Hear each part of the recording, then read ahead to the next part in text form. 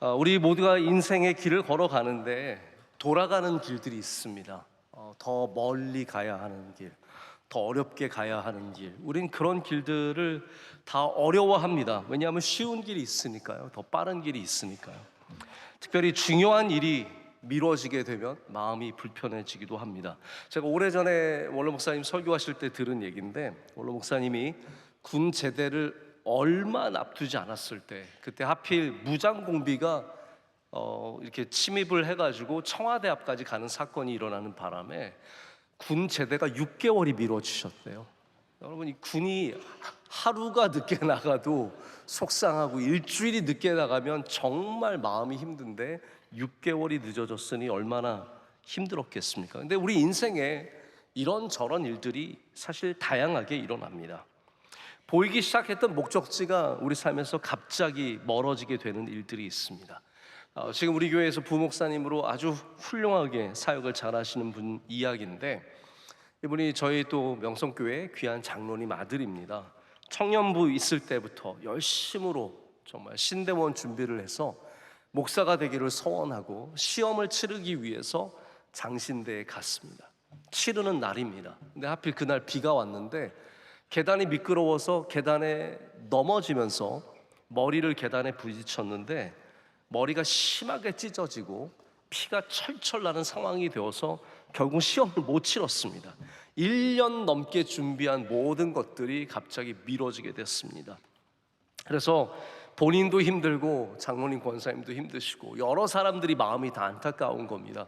근데 장로님께서 저한테 목사님, 그냥 우리 아들이 다음 달에 다른 신학교가 있으니까 거기 시험을 봐서 들어가려고 합니다 하셔서, 제가 그때 장로님께 조심스럽지만 1년을 더 기다릴 수는 없을까요? 1년 좀 더 공부를 해서 저는 그래도 장신대 들어가는 게 좋을 것 같습니다 라고 말씀을 드렸는데, 장로님께서 부족한 저의 말을 잘 받아들여 주셔서 1년을 다시 준비하게 되었고, 지금 과정을 다 마치고 벌써 목사님 되신 지 한참 되어서 저희 교회에서 훌륭하게 잘 섬기고 있습니다.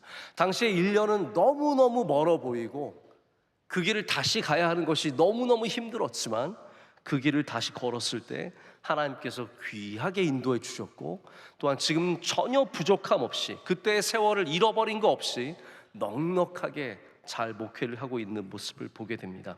1년만 그런 게 아닙니다. 어떤 사람에게는 그런 3년의 잃어버린 세월이 있고 5년의 시간이 있고 10년의, 모세와 같은 사람은 40년을 그렇게 보내고 또 40년을 광야에서 보내는 삶을 살지 않았습니까? 여러분, 우리의 가는 길, 돌아가는 것처럼 보이는 길 가운데도 하나님께서 함께 하시면 거기도 은혜가 있는 줄로 믿습니다. 우리 지난주에 하나님과 동행하는 삶에 대해서 잠시 말씀을 나눴는데, 하나님과 동행하는 삶에 본질적으로 돌아가는 길은 없습니다. 돌아가는 것 같지만 다 하나님께서 함께 하시고 인도하심만 있을 뿐입니다. 돌아가는 길이라고 느끼는 그런 시간들이 몹시 힘들고 어려울 때가 있지만, 결과적으로 그 길조차 뒤돌아보면 돌아온 길이 아니라 하나님께서 함께 하신 길, 구름 기둥과 불 기둥으로 함께 하시고 우리를 지켜주신 그러한 길임을 고백하게 됩니다. 우리 히브리서 11장은, 오늘 본문이 12장이지만 그 전장인 11장은 우리가 성경에서 믿음의 장이라고 부르는 아주 은혜가 풍성한 장입니다. 특별히 구약에 나오는 수많은 믿음의 선진들이 어떻게 믿음으로 살아갔는지를 우리에게 보여주는 역사적인 기록이면서 동시에 우리에게 지대하게 믿음의 도전을 주는 말씀들이 담겨져 있습니다. 아벨이 드린 제사로부터 시작을 해서 에녹과 노아와 아브라함과 모세와 라합과 다윗과 사무엘에 이르기까지 수많은 사람들을 언급합니다. 그런데 믿음의 사람들이라고 하는 제시하는 이 사람들의 삶을 우리가 가만히 들여다보면 돌아가지 않은 삶이 하나도 없을 정도로 모두가 다 잃어버린 시간들이 있었고, 헤맨 시간이 있었고, 좌절의 시간이 있었고, 어려운 시간들이 다 있었다라는 겁니다. 어느 인생도 정확한 틀에 맞춰서 다 똑같이 살아가는 사람들은 없습니다. 여기 믿음의 사람들이지만 이 사람들의 삶의 모습이 다 다릅니다. 몇 년을 살았는지 다 다르고 어떠한 길을 걸었는지 다 다릅니다. 그런데 모든 사람들은 다 어려운 길을 걸어본 적이 있습니다. 돌아가는 길을 가야 했던 적이 있습니다. 그리고 이 믿음의 사람들의 공통점은 그 길 가운데 하나님께서 함께 하셨고 은혜를 주셨고 주님께서 놀라운 기적과 역사하심으로 은혜를 베풀어 주셨다는 겁니다. 여러분, 우리가 믿음이 없다면 우리가 걸어가는 길들은 다 랜덤한 길들입니다. 어떤 사람은 먼 길을 만나기도 하고 어떤 사람은 가까운 길을 가기도 하고 험하기도 하고 평탄하기도 하고 돌받치기도 하고 모래받치기도 하고 우리가 걸어가는 길은 다 랜덤하게 걸린 것 같은데 믿음이 있으면 어떻게 고백하게 되냐면 그 모든 길에 하나님께서 함께 하신다라는 고백을 하게 되는 겁니다. 그러면 여기 나오는 히브리서 11장에 나오는 우리를 구름처럼 둘러싼 허다한 증인들이 우리에게 말해주는 것이 무엇입니까? 우리가 돌아가는 길을 만날 때, 어려운 길을 만날 때, 힘든 길, 포기하고 싶은 길을 만날 때 가져야 하는 믿음의 자세는 무엇입니까? 자, 그것 전에 먼저 우리가 한 가지 얘기하고 넘어가야 될 것이 있습니다. 오늘 말씀은 우리에게 우리 인생을 경주에 비유하고 있습니다. 1절의 후반부에 우리 앞에 당한 경주를 하라라고 말합니다.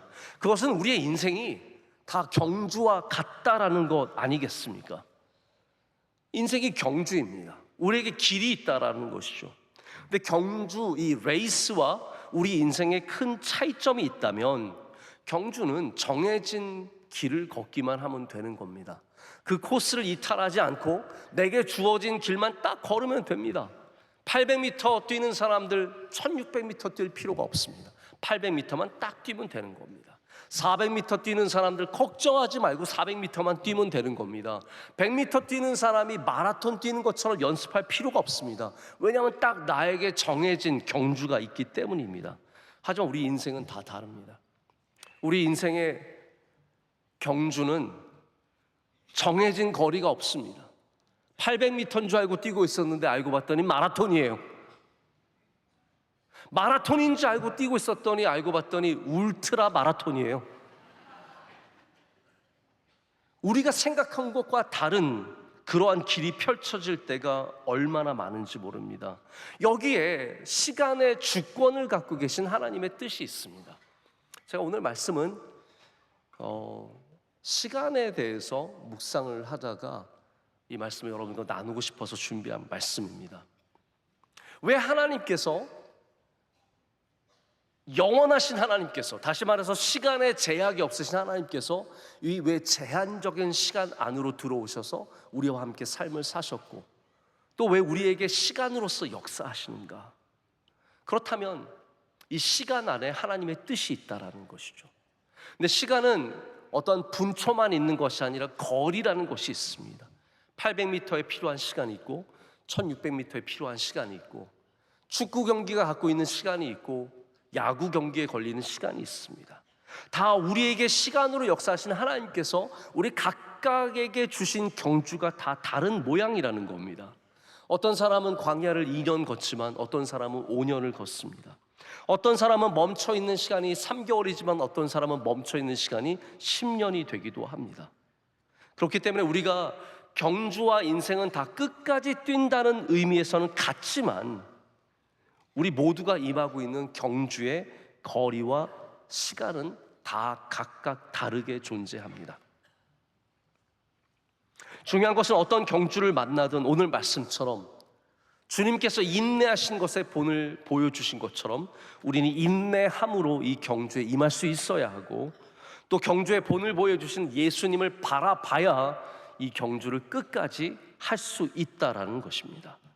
자, 그러면 다시 오늘의 질문으로 돌아와서 그러면 우리는 어떤 믿음으로 이 우리에게 있는 긴 여정을 감당해야 하겠습니까?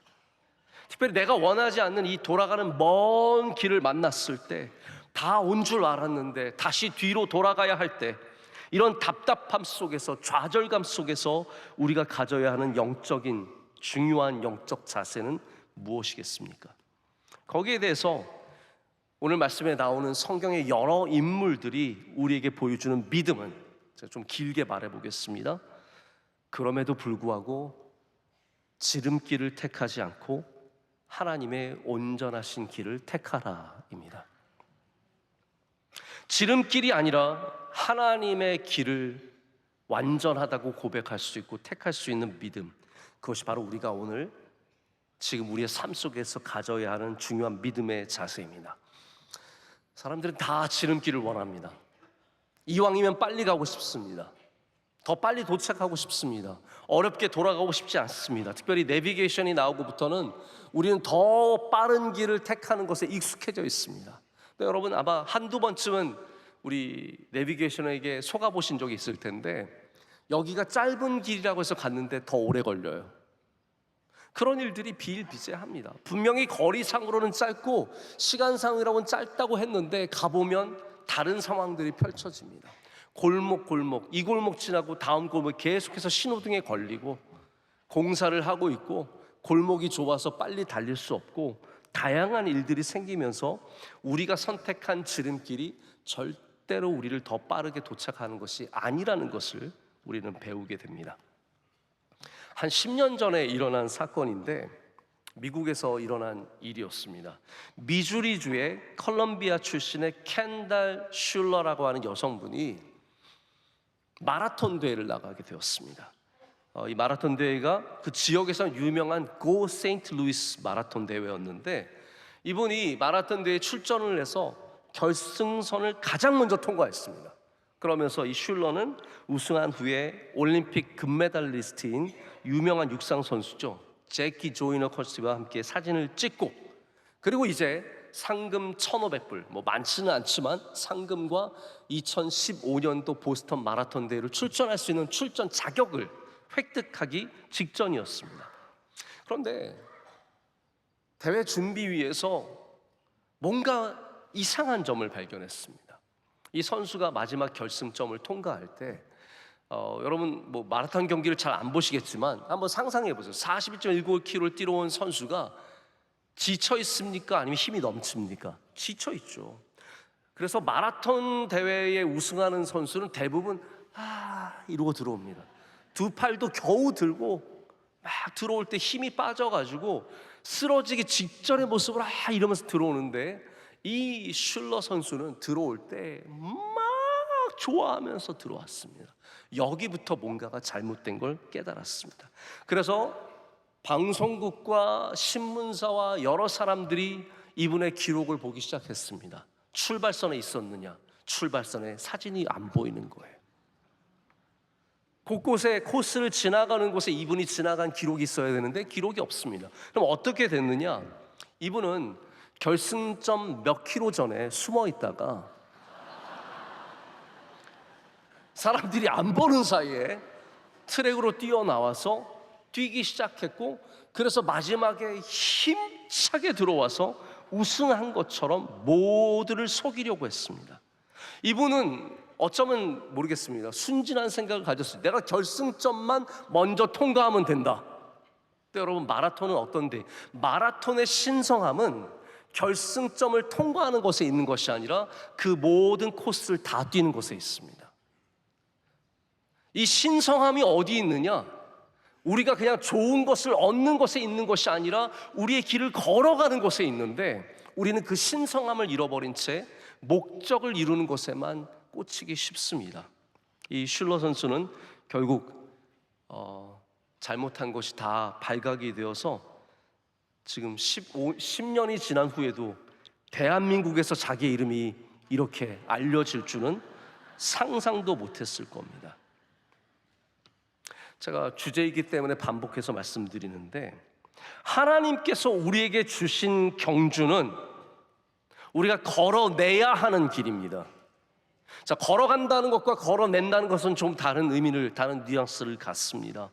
슬쩍 다른 데 편하게 앉아 있다가 마지막에 들어와서 그렇게 마지막 결승점만 지나가면 해결되는 것이 아니라, 흉내만 내면 되는 것이 아니라 우리가 처음부터 끝까지 걸어내야 거기에 진정한 하나님의 뜻이 이루어진다라는 겁니다.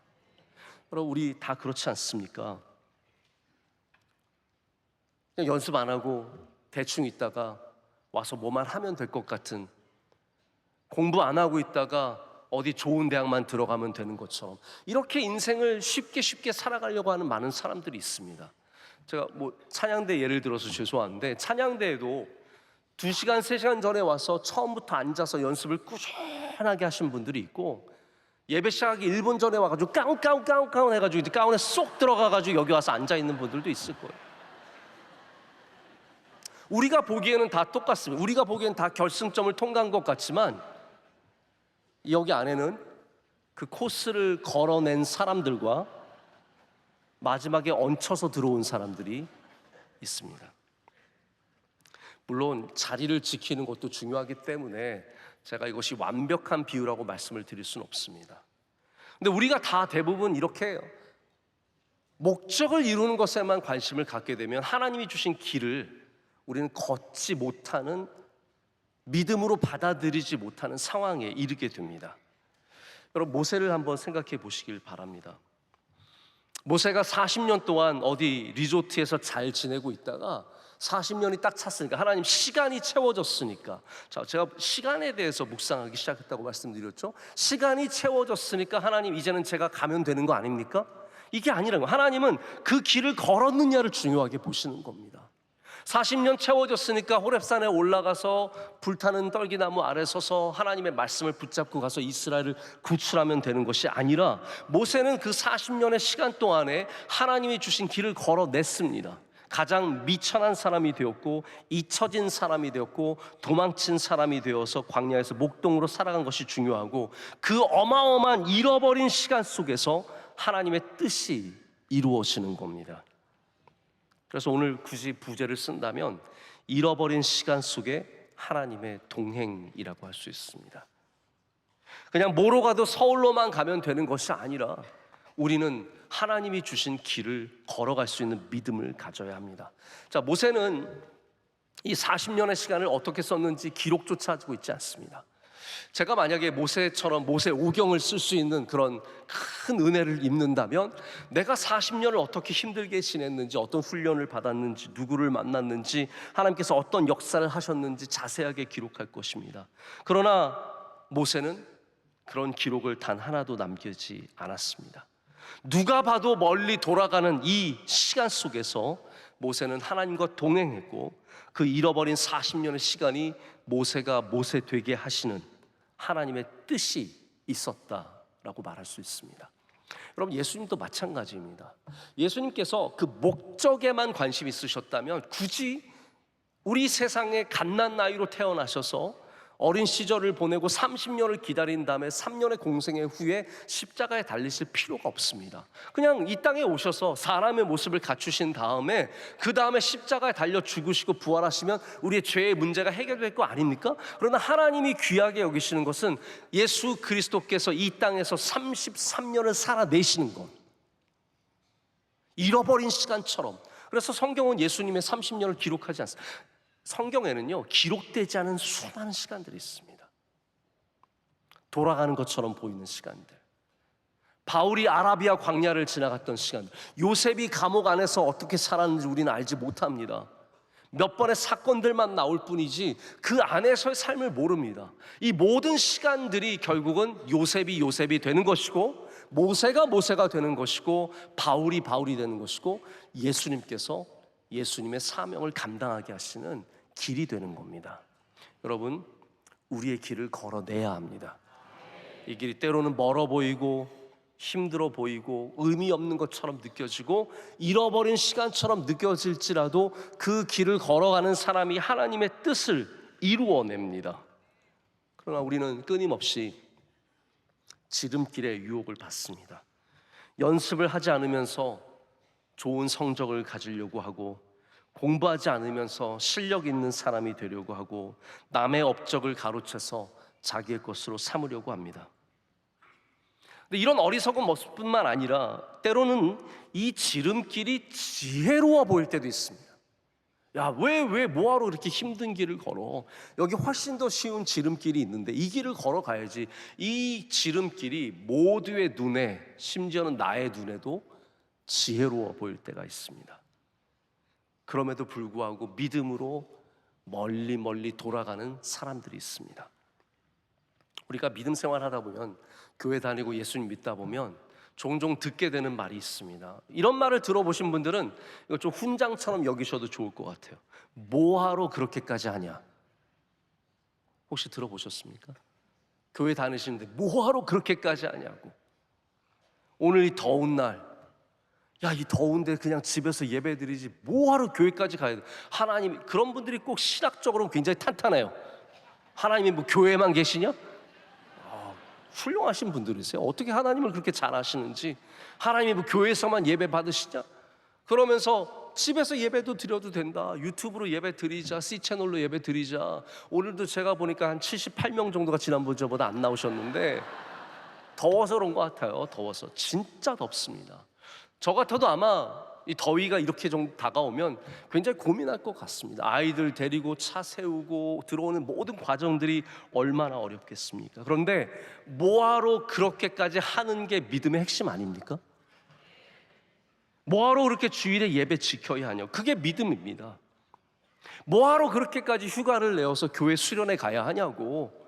제가 이제 산상성회가 다가오니까 지금부터 빌드업을 잘 해야 되거든요. 뭐하러 그렇게 휴가까지 내서 산상성회를 가야 되냐? 하나님이 뭐 원주 수양관에만 있냐? 뭐하러 그렇게까지 정직하게 살아야 하냐? 뭐하러 그렇게 손해보면서 사냐? 여러분, 이게 믿음입니다. 이게 믿음의 본질입니다.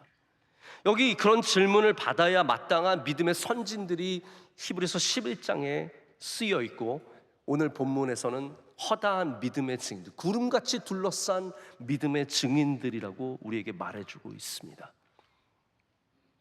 저는 오늘 후반부에 다윗의 이야기를 좀 여러분과 나누고 싶은데, 히브리서 11장에 다윗은 이름만 나옵니다. 왜냐하면 히브리서 저자가 내가 사무엘, 다윗, 기드온 이런 사람들에 대해서는 말할 시간조차 없다라는, 왜냐하면 이분들에 대해서 얘기하면 한도 끝도 없으니까 이름만 언급하고 넘어갑니다. 우리가 잘 아는 다윗의 이야기가 있습니다. 사무엘상 24장에 나오는 바로 사울의 목숨을 살려주는 이야기입니다. 우리는 이 장면에서 그냥 다윗이 매우 너그러운 사람, 용서하는 사람, 하나님의 뜻을 따르는 사람 정도로만 생각할 수 있지만, 여긴 중요한 문제가 있습니다. 어떤 문제가 있냐면 지름길을 갈 것인가, 돌아갈 것인가. 내가 빨리 이 사건을 해결하고 내가 나를 쫓는 사울을 죽여서 내가 어쨌든 빨리 이 문제를 해결할 것인가, 아니면 천천히 돌아가더라도 하나님이 원하시는 길로 걸어갈 것인가. 바로 그 문제가, 아주 실존적인 문제가 여기 담겨져 있습니다. 사울이 3,000명의 군사를 이끌고 다윗을 죽이려고 쫓아갑니다. 마침내 다윗을 만나는데 그 장소가 얼마나 아이러니합니까?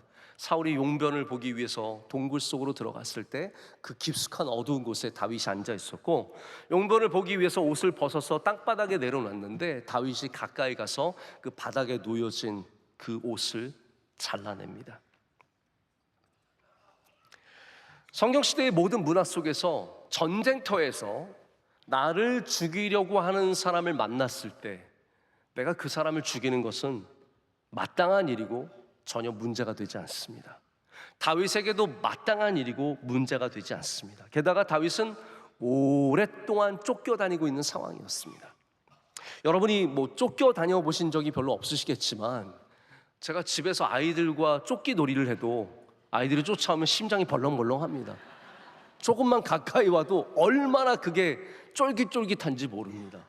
근데 이게 목숨이 달려있는 일이고 3,000명의 군사가 함께 쫓는다면 다윗이 어떤 삶을 광야에서 보냈겠습니까? 조그만 소리 하나에도 깜짝깜짝 놀라는 노이로제가 생기지 않겠습니까? 이러한 세월이 켜켜이 쌓여가고 있는데, 이때 다윗은 충분히 지름길을 택할 수 있는 기회를 잡은 겁니다. 이 사람만 없애면 내가 그냥 눈 딱 감고 이 목에다가 칼을 깊숙이 넣으면 이제는 다윗은 자유함을 얻게 되는 겁니다. 다윗만 자유함을 얻게 되는 것이 아니라 다윗을 따르고 있는 수많은 군사들과 장군들과 그 무리 모두가 자유함을 얻고, 이제 다윗이 왕이 되면 이 사람들은 높은 자리에 올라갈 수 있는 놀라운 기쁨의 일들이 일어날 수 있는 상황 아니겠습니까? 그런데 여러분이 잘 아시다시피 다윗은 자기를 죽이지 못해서 안달이 난 이 사울을 죽이지 않습니다. 한마디로 복을 차버립니다. 지름길을 끊어냅니다. 앞으로 내가 몇 년을 더 헤매야 할지, 몇십 년을 더 도망쳐야 할지 아무것도 모르는 상황 속에서 다윗은 지름길을 버리고 한참 돌아가야 하는 길을 택합니다. 다윗이 훌륭한 사람이죠. 저는 원래 다윗이 처음부터 아주 대단한 사람이라는 생각을 갖고 있습니다. 그런데 그가 갖고 있는 성품 때문에, 그가 갖고 있는 어떤 남다른 인격 때문에 이런 선택을 한 것이 아니라는 겁니다.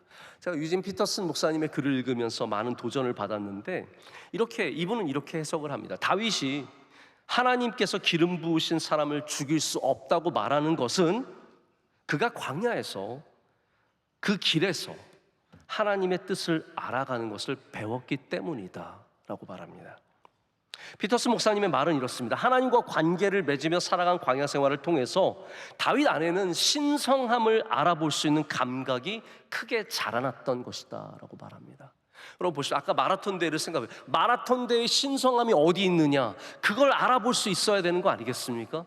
공부의 신성함이 어디 있는가, 우리 실력의 신성함이 어디 있는가, 이걸 조금 바꾸어 말하자면 거룩함이 어디 있는가.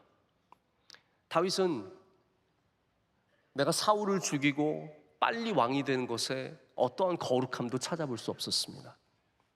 그러나 사울을 살려주고 자신이 헤맬지라도 그 광야길을 다시 돌아가는 길을 갈지라도 하나님께서 함께 하시기 때문에 그 길은 거룩하다는 것을 알게 되었다는 거예요. 그 거룩함을 알았기 때문에 그는 담대하게 짧은 길을 포기하고 먼 길을 가게 되는 겁니다. 사울은 너무 추한 사람이 되었습니다. 그는 원래 용모가 아름다운 사람이었고 남들보다 머리 하나가 큰 멋진 남자였습니다. 근데 그는 나이가 들어갈수록 미움으로 가득 채워져서 너무나 추한 사람으로 변해 있었습니다. 그러나 사울 때문에 죽이지 않은 것이 아니라 그를 세우신 거룩하시고 아름다우신 하나님을 기억하면서 하나님을 경외하는 마음으로 사울에게 칼을 대지 않은 것입니다. 다시 말씀드리지만 다윗은 그 돌아가는 길에 거룩함을 발견했습니다. 여러분, 우리가 언제 다시 이 길을 걸어갈 수 있는 힘을 얻게 되냐면 내가 걸어가고 있는 길에 거룩함을 발견할 때입니다. 그 거룩함의 기초가 어디 있냐면 하나님께서 함께 하시느냐에 있습니다. 하나님께서 함께 하시면 거룩한 길이고 하나님께서 함께 하지 않으시면 그건 세상의 길이 되어버리는 것입니다. 이제는 전보다 더 목적지가 멀어졌을지도 모르겠습니다. 다윗에게는 굉장히 실망스러운 순간이 될 수 있었지만 그가 하나님께서 함께 하신다는 확신이 있었기 때문에 그 길을 담대하게 걸어가게 됩니다. 여러분, 여전히 우리에게 길은 어떠한 존재냐 하면 이런 질문들을 던지게 되는 존재인 것 같습니다. 그 길은 얼마나 먼데, 그 길은 얼마나 가까운데, 혹은 그 길은 얼마나 쉬운데, 얼마나 어려운데로 결정될 때가 많습니다. 그래서 우리는 돌아가는 길을 원치 않고 먼 길을 원치 않고, 그리고 만약에 그런 길을 걸어야 한다면 마음에 많은 불편한 감정들이 생깁니다. 왜 하나님께서 다른 사람들은 저렇게 짧게 가게 하면서 나는 이렇게 멀게 돌아가게 하시는가? 나한테 왜 이렇게 힘든 길을 주시는가? 믿음으로 받아들이기 힘들 때도 많이 있습니다. 근데 여러분, 길의 핵심은 시간도 아니고 길이도 아니고 하나님께서 함께 하시느냐에 있습니다. 저도 종종 어느 교회를 가게 되든지 회의를 가게 되든지 가장 먼저 생각해 보는 것이 얼마나 걸리냐입니다. 비행기로 몇 시간이 걸리느냐, 차로 몇 시간이 걸리느냐, 나에게 편한 거냐, 일정이 맞느냐. 근데 사실 우리의 질문은 좀 바뀌어야 합니다. 하나님께서 원하시는 것이냐, 하나님께서 기뻐하시는 것이냐. 다윗은 사울을 죽이지 않고 가는 길이 얼마나 더 걸리는 길인지 계산해 보지 않았습니다. 이것이 얼마나 더 힘든 길인지 거기에 대해서 깊이 생각하지 않았습니다. 아니, 어쩌면 알고 있었을지 모르겠지만 그럼에도 불구하고 그가 광야에서 하나님과의 관계 속에서 갖게 된 하나님을 바라보는, 오늘 말씀의 핵심이 그것이 아닙니까? 예수를 바라보라. 예수를 바라보라. 길이 참으신 예수를 생각하라. 주님을 바라보고 주님을 생각하면 우리가 가야 할 길을 걸어갈 수 있는 힘과 은혜와 능력을 얻게 될 줄로 믿습니다. 이제 말씀을 제가 정리하고 맺고자 합니다. 한 가지 저의 이야기를 드리면서 말씀을 맺으려고 하는데, 제가 본의 아니게 어제 새벽에도 이 말씀을 드린 적이 있습니다. 또 우리 교인들은 이미 다 알고 계시는 내용인데, 제가 결혼하고 아내와 함께 정말 바라는 아이들을 얻지 못하고 저희 아내가 2번의 유산을 갖고 그러면서 10년 만에 저희가 첫 아이를 얻었던 이야기를 어제도 잠깐 드렸는데, 제가 이 말씀을 묵상하면서, 왜냐하면 시간에 대한 말씀이기 때문에 그 10년의 시간, 저의 그 젊은 날들이 제 머리에 주마등처럼 이렇게 지나갔습니다. 어떠한 마음이었는지, 아이를 잃어버렸을 때의 마음, 그때 저희 아내의 모습들, 여러 가지 생각들이 나더라고요. 그때는 제가 전혀 답을 모르는 삶을 살았습니다. 만약 하나님께서, 아까도 그런 관점으로 말씀을 드렸는데, 너가 10년 뒤에 아이를 낳을 거야 라고 말씀해 주셨다면 저는 10년을 정말 기쁘게 지냈을 것 같아요. 왜냐하면 10년만 버티면 나오니까, 하나님 주시니까 10년만 지나가면 되는 거잖아요. 마지막 결승점에 가서 뿅, 이제 아이 얻으면 되는 겁니다. 근데 하나님은 저에게 그걸 가르쳐 주지 않으셨습니다. 이 몇 년 걸리는 일인지 가르쳐 주지 않으셨습니다. 그 길을 걸어가야만 했습니다. 그 응답받지 못하는, 목사이지만 버림받은 듯한 느낌, 저희 아내가 유산을 반복할 때마다 가졌던 그 서러움과 아픔들. 근데 지금 말씀을 준비하면서 그 10년을 다시 돌이켜 보니까, 그때 하나님께서 우리에게 정말 은혜를 많이 주셨더라고요. 그 시간이 잃어버린 시간이 아니라, 헛된 시간이 아니라 우리에게 주셨던 가장 좋은 시간이었다라는 것을 고백하게 되었습니다. 그때 주님이 우리와 함께 하셨고, 우리를 위로해 주셨고, 우리의 아픔과 슬픔을 다 하셨기 때문에 우리에게 더 큰 은혜를 베풀어 주셨다라는 고백을 하게 됩니다. 지금 저희 아이들은 여전히 어립니다. 저희 남동생 자녀들이 벌써 다 대학원 다니고, 군대 갔다 온 지 벌써 몇 년 됐고요. 다 어른들이 되었습니다. 저희 막내는 4학년, 영재야 이러면서 놀고 있는 4학년입니다.